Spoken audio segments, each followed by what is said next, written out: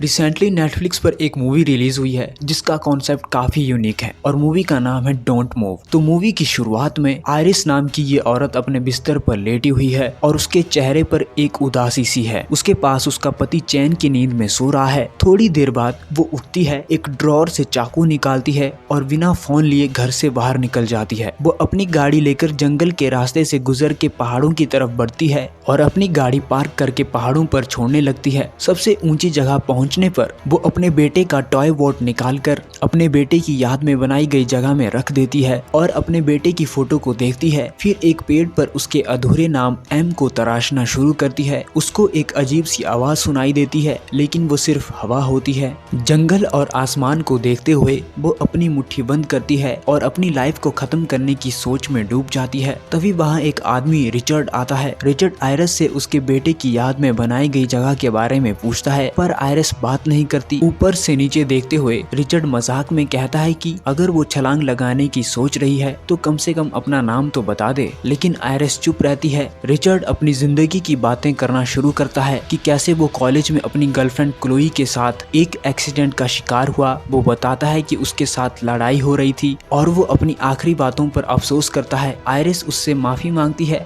Richard उसे बताता है कि उसने हॉस्पिटल में 2 महीने बिताए जो उसके लिए दर्दनाक था। फिर आयरिस अपने बेटे मैटियो की मौत के बारे में बताती है। वो बताती है कि कैसे उसका पति पेड़ पर उनका नाम तराश रहा था और मैटियो मार्शमैलो के लिए लकड़ियां इकट्ठा कर रहा था। मैटियो ने कहा था कि वो 1 मिनट में लकड़ियां ले आएगा और वो जंगल के फूल इकट्ठा करने चली गई। उन्होंने अपने बेटे के गिरने की आवाज नहीं सुनी। उसे लगता है कि दुनिया जो चाहती है वो ले लेती है और वो काश उसकी जगह उसको ले जाती। वो कभी नहीं रोई, जो उसे सबसे बुरा लगता है, और वो खुद को टूटा हुआ महसूस करती है। रिचर्ड उसको तसल्ली देता है और कहता है कि टूटना हारने जैसा नहीं होता। जाने से पहले आयरिस अपना नाम बता देती है। रिचर्ड उसके अगले कदम का फैसला उसके हाथों में छोड़ता है और कहता है कि ये दिन कितना खूबसूरत है। आयरिस उसका पीछा करती है और दोनों पहाड़ों से उतरकर अपनी अपनी गाड़ी तक पहुंचते हैं। गाड़ी के पास पहुंचने पर आयरिस उसको अलविदा कहती है। आयरिस पूछता है कि वो फिर से पहाड़ पर आएगी क्या, तो आयरिस कहती है कि आज वो नहीं आएगी। रिचर्ड मुस्कुराता है और कहता है कि वो आज के लिए इतना ही काफी है और अपनी गाड़ी में बैठ जाता है। उसने अपनी गाड़ी आयरिस की गाड़ी के इतने करीब पार्क की है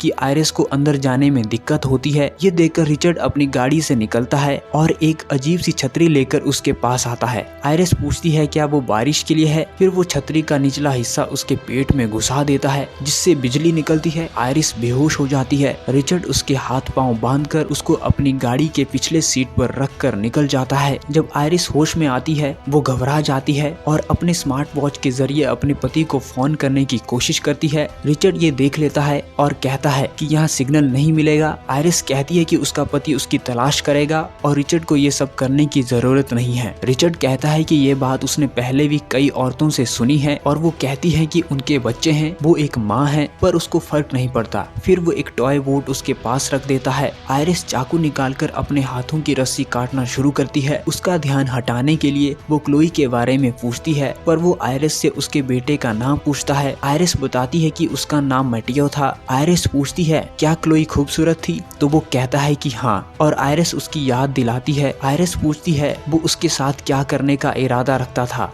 वो कहता है कि उसके पास जंगल में एक जगह है और वो उसके बालों की गुत्थ बनाना चाहता है। आयरिस अपने हाथों की रस्सी काटकर उस पर हमला कर देती है, जिससे गाड़ी एक पेड़ से टकरा जाती है। आयरिस निकलने की कोशिश करती है, पर वो उसके बाल खींच लेता है और दोनों में झगड़ा होता है। आखिर में आयरिस कैसे भी करके बच निकलती है। वो टॉय बोट उठाकर अपने जेब में रख लेती है और भागने की कोशिश करती है, लेकिन तभी रिचर्ड उसके सामने आ जाता है। वो अचानक पूछता है क्या अब उसने कुछ महसूस करना शुरू किया है। आयरिस उसको बकवास बंद करने और सीधा सीधा बताने के लिए कहती है कि उसका मतलब क्या है। रिचर्ड बताता है कि उसने उसके शरीर में एक पैरालाइजर मेडिसिन इंजेक्ट किया है और लगभग 20 मिनट में उसका पूरा शरीर बंद हो जाएगा। वो समझता है कि 1 मिनट के अंदर उसकी फाइन मोटर स्किल खत्म होने लगेंगे, जो चाकू या फोन को पकड़ने में मुश्किल कर देंगे, जिससे उसको चाकू या फोन पकड़ने में मुश्किल होगी। 10 मिनट में उसके पैर सुन्न होने लगेंगे, 15 मिनट में उसके पैर काम करना बंद कर देंगे और 18 मिनट में उसे सांस लेने में तकलीफ होने लगेगी और और 20 मिनट में उसकी आवाज चली जाएगी और उसका शरीर बिल्कुल पैरालाइज्ड हो जाएगा। आयरिस ये सुनकर भागती है लेकिन चाकू वहीं पर छोड़ देती है। भागते वक्त वो अपनी उंगलियों से गिनती करने की कोशिश करती है और अपने बेटे को गिनती सिखाने की याद करती है। उसका ध्यान तब टूट जाता है जब वो रिचर्ड को देखती है जो कहता है कि वो दोनों अब से कुछ घंटों में साथ होंगे। वो फिर से भागती है लेकिन जब वो अपनी उंगलियों से गिनती करने की कोशिश करती है वो नहीं कर पाती। वो अपने वॉच पर 20 मिनट का टाइम सेट करती है ताकि मेडिसिन के असर का हिसाब लगा सके। आयरिस को चलने में तकलीफ होने लगती है तो वो जंगल में अपने पैर घसीटकर चलती है। 3 मिनट में उसके पैर पूरी तरह से काम करना बंद कर देंगे लेकिन फिर भी वो आगे बढ़ती रहती है। पीछे से रिचर्ड उसका नाम पुकारता है। वो एक पेड़ के तने में छुप जाती है लेकिन वो जगह चींटियों से भरी हुई होती है। वो चींटियों के काटने के दर्द को सह नहीं पाती और जोर से चीख पड़ती है। उसकी आवाज सुनकर रिचर्ड उसके पास आने लगता है लेकिन आयरिस पानी में छलांग लगा देती है जो उसको किसी लॉन में ले आता है। अब उसके बोलने और हिलने की शक्ति चली गई है और उसका सांस लेना मुश्किल हो रहा है। एक बुढ़ा आदमी जो अपने लॉन की सफाई कर रहा होता है आयरिस को अपने लॉन पर देखता है और पूछता है कि क्या वो बोल सकती है, पर आयरिस अपने मुंह को हिला नहीं पाती। वो बुढ़ा आदमी उसके सामने अपनी उंगलियां हिलाता है और आयरिस उसकी उंगलियों के मूवमेंट को अपनी आंखों से फॉलो करती है। वो अपनी आंखों से इशारा करती है। ये देखकर बुढ़ा आदमी पूछता है कि क्या वो उसकी बात सुन सकती है और आयरिस अपनी आंखों से इशारा करती है। बुढ़ा आदमी पूछता है कि क्या वो हिल सकती है और आयरिस 2 बार आंखें झपक जिसका मतलब था नहीं। वो पूछता है क्या उसको चोट लगी है और वो फिर से मना करती है। ये बुढ़ा आदमी कहता है कि वो उसे अंदर ले जाके 911 पर कॉल करेगा और आयरिस आंखों से हाँ का इशारा करती है। वो एक व्हील बैरो लेकर उसको अंदर ले जाता है। तभी दरवाजे पर दस्तक होती है। आयरिस तेजी से आंखें झपकती है, मतलब वो समझाने की कोशिश कर रही है कि शायद वो रिचर्ड है और दरवाजा नहीं खोलना चाहिए, पर बुढ़ा आदमी उसकी बात नहीं समझता। वो दरवाजा खोलता है और वहाँ रिचर्ड खड़ा मिलता है जो थोड़ा थका हुआ लगता है और पूछता है कि क्या उसने उसकी पत्नी को देखा है। वो कहता है कि उसकी पत्नी छोटी है, वो खूबसूरत है और उनका कार एक्सीडेंट हुआ था। बुढ़ा आदमी थोड़ा शक में कहता है कि वो मदद के लिए कॉल करेगा और दरवाजा बंद कर देता है, लेकिन रिचर्ड अंदर आ जाता है और आयरिस को ढूंढता है पर वो व्हील बैरो में नहीं होती। बुढ़ा आदमी धमकी देता है कि अगर वो नहीं गया तो वो पुलिस को बुलाएगा। रिचर्ड पूछता है कि क्या उसके पास फोन है क्योंकि उसका फोन खो गया है। वो कहता है कि उसको पुलिस से फर्क नहीं पड़ता क्योंकि उसकी पत्नी खो गई है। बूढ़ा आदमी उसे उसका नाम पूछता है। वो कहता है कि उसका नाम एंड्रयू है और उसकी पत्नी को कुछ मेंटल प्रॉब्लम्स हैं। वो बताता है कि उसकी पत्नी ने गुस्से में गाड़ी को जोर से चलाया और एक्सीडेंट हो गया और उसे बिल्कुल भी याद नहीं है उसके बाद क्या हुआ। बूढ़ा आदमी पूछता है उसका नाम क्या है तो वो उसका नाम क्लोई बताता है। सोफे के पीछे आयरिस उनके बीच की बातें सुन रही होती है। रिचर्ड कहता है कि उसकी पत्नी जब बुरा महसूस करती है तो वो बिल्कुल साइलेंट हो जाती है। बूढ़ा आदमी कहता है कि ये काफी मुश्किल होगा। रिचर्ड पूछता है क्या बूढ़े आदमी की जिंदगी में कोई है।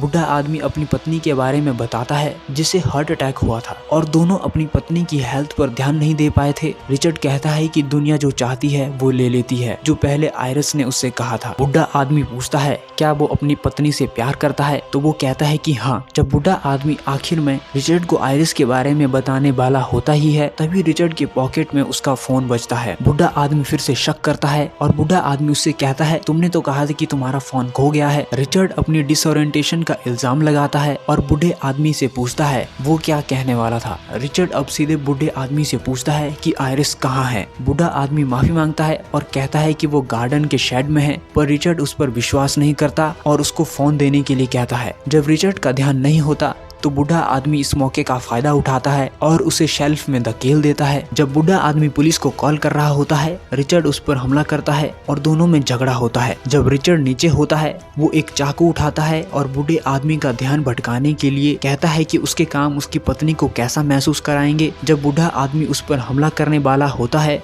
तब रिचर्ड उसके पैर में चाकू घुसा देता है। रिचर्ड निर्दयी होकर बूढ़े आदमी पर चाकू से वार करता है। क्योंकि वो आयरिस को ढूंढ नहीं पाता वो घर में पेट्रोल डालकर आग लगा देता है। अब घर में आग लग चुकी है। आयरिस एक पर्दे को हिलाकर रिचर्ड का ध्यान अपनी तरफ खींचने की कोशिश करती है और जब वो गलती से खिड़की की तरफ देखता है उसे पता चल जाता है कि आयरिस अंदर है। वो घर के अंदर जाता है, उसको उठाकर अपनी कार में ले जाता है। वो कहता है कि उसने कभी किसी को नहीं मारा और हंसकर कहता है कि पहली बार सबके लिए होता है। तभी रिचर्ड के पास उसकी बेटी का कॉल आता है जो एक्साइटेड होकर बताती है कि उसके अच्छे मार्क्स आए हैं। बेटी ये भी बताती है कि वो केविन पर मिलेंगे जो रिचर्ड रिचर्ड के लिए सरप्राइज होता है। वो अपनी बेटी से कहता है कि फोन अपनी माँ को दो। उसकी पत्नी लिजी कहती है कि वो अक्सर अकेले ट्रिप्स पर जाने लगा है और उनकी बेटी ओलिविया को नए एनवायरनमेंट की जरूरत है। रिचर्ड ना चाहते हुए भी हाँ कहता है। फिर वो देखता है कि कार में पेट्रोल कम है। वो एक गैस स्टेशन पर रुकता है। उसने आयरिस के सिर पर एक हैट रख दिया और कार का टैंक भरने के लिए बाहर जाता है, लेकिन वहाँ एक बोर्ड लगा है जिसमें लिखा है कि card payment temporary out of order है। वो अंदर कैश से पेमेंट करने के लिए जाता है। आयरिस कार के अंदर सीट बेल्ट उतारने की कोशिश करती है और तभी एक और कार आकर रुकती है। एक औरत और उसका बच्चा कार से निकलते हैं। आयरिस सीट बेल्ट खोलने में सफल हो जाती है और वो बच्चा अचानक कार की खिड़की के पास होता है, जो उसको उसके बेटे की याद दिलाता है। उस औरत का बच्चा दूर भाग जाता है और औरत उस बच्चे को डांटती है। वो आयरिस को शक से देखती है जो उदास लग रही होती है। रिचर्ड टैंक भरकर सीट बेल्ट को वापस बंद कर देता है और वापस उस जगह पर ले जाता है जहां वो पहले एक्सीडेंट हुआ था। वो अपने कपड़े बदलता है, एक छाता और कुछ और चीजें अपनी कार से निकालकर बुढ़े आदमी के ट्रक में रख देता है। वो बुढ़े के ट्रक से टूल्स निकालकर अपनी कार रिपेयर करने लगता है। तभी एक पुलिस कार पीछे से रुकती है। पुलिस ऑफिसर रिचर्ड के पास आता है और पूछता है कि क्या हुआ। रिचर्ड कहता है कि उसकी पत्नी जो पी रही थी उसने कार ठोक दी। पुलिस ऑफिसर कहता है कि उसको गैस स्टेशन पर एक औरत का कॉल आया था। जब आयरिस बात करने की कोशिश करती है, पुलिस ऑफिसर उसके पास जाता है और आयरिस मदद मांगने की कोशिश करती है। तभी रिचर्ड उस मौके का फायदा उठाता है और पुलिस ऑफिसर पर हमला करके उसको मार देता है। फिर वो वहाँ पेट्रोल डालकर गाड़ी में आग लगा देता है और वहाँ से निकल जाता है। आयरिस पूछती है क्या उसने अपने आप को बेचारा बना दिया है, लेकिन रिचर्ड कहता है नहीं। वो पूछती है क्या ये सब वो अपनी गर्लफ्रेंड के लिए कर रहा है या फिर वो पागल हो गया है। जब से वो 2 महीनों तक बिस्तर पर था, वो अचानक से कार रोकता है और कहता है कि उसने क्लैरिटी पाई जब उसकी गर्लफ्रेंड उसके सामने मर रही थी। उसको अपनी गर्लफ्रेंड का मरना पसंद आया। आयरिस पूछती है उसने उस वक्त उससे क्या कहा था जब वो मर रही थी, और वो कहता है कि उसने उसका शुक्रिया अदा किया। आयरिस कहती है रिचर्ड को ये सब नहीं करना चाहिए, खासकर उसका परिवार है, उसकी पत्नी है और बच्चे जिंदा हैं। आयरिस कहती है कि उसने अपना बेटा खो दिया जो उसके लिए बहुत दर्दनाक है, और वो कहती है कि अगर रिचर्ड ये सब करता है तो उसको भी अपनी बेटी के बारे में वैसा ही महसूस होगा जब वो जेल में होगा। वो कहती है कि उसको रास्ते पर उतार दे क्योंकि वो पुलिस को कुछ नहीं बता पाएगी, उसका नाम या पहचान नहीं जानती। वो ये भी कहती है कि टूटने का मतलब आशा छोड़ना नहीं होता, जो रिचर्ड ने पहले उससे कहा था। रिचर्ड इस पर हंसी में कहता है कि वो टूटा हुआ नहीं है और इन्फॉर्म करता है कि अब प्लान बदल गया है, और वो एक झील की तरफ बढ़ने लगता है। जब वो वहाँ पहुँचते हैं तो वो कहता है कि उनका वक्त कितना कम हो गया है। आयरिस उसको सिरिंज घुसा देती है, लेकिन उसके उंगलियों में अब तक पूरा कंट्रोल नहीं है। रिचर्ड हंसता है और कहता है कि अभी उसके शरीर में पूरा फंक्शन नहीं आया है। आयरिस आंसुओं में पूछती है कि वो ये सब क्यों कर रहा है जब उसने खुद अपने आपको हिल टॉप पर मारने की कोशिश की थी। रिचर्ड कहता है कि उसने चाहा था कि वो जिंदगी में जीने की इच्छा करे, फिर उन इच्छाओं को कुचल दे क्योंकि उसको ये करना पसंद है। वो चीख पड़ती है। रिचर्ड अपना चाकू निकालता है और उसको घसीटते हुए बांधता है और उसके साथ जबरदस्ती करता है। वो उसको घसीट कर बोट में ले जाता है। आयरिस उसकी बेल्ट में एक चाकू देखती है और आंसुओं के साथ अपनी आखिरी इच्छा बताती है। वो अपने बेटे का टॉय बोट चाहती है जो उसकी जेब में है। उसको रोते हुए देखकर रिचर्ड मान जाता है। जब वो पास आता है, आयरिस चाकू पकड़कर उसके गले में घुसा देती है और उसको बोट से धक्का दे देती है। बोट में पानी भरने लगता है। आयरिस डूबती है, फिर किनारे तक पहुंच जाती है। फिर वो देखती है कि रिचर्ड अपनी जान बचाने की कोशिश कर रहा है। वो बस उसका शुक्रिया अदा करती है कि उसने उसमें जीने की इच्छा जगाई, और मूवी यहीं पर खत्म हो जाती है। अगर ये वीडियो पसंद आई है तो वीडियो को लाइक करना, वीडियो को शेयर करना और चैनल को सब्सक्राइब करना भी मत भूलना। और इस वीडियो के लिए अपने थॉट्स कमेंट में जरूर लिखना। मिलते हैं अगली वीडियो में। Bye bye.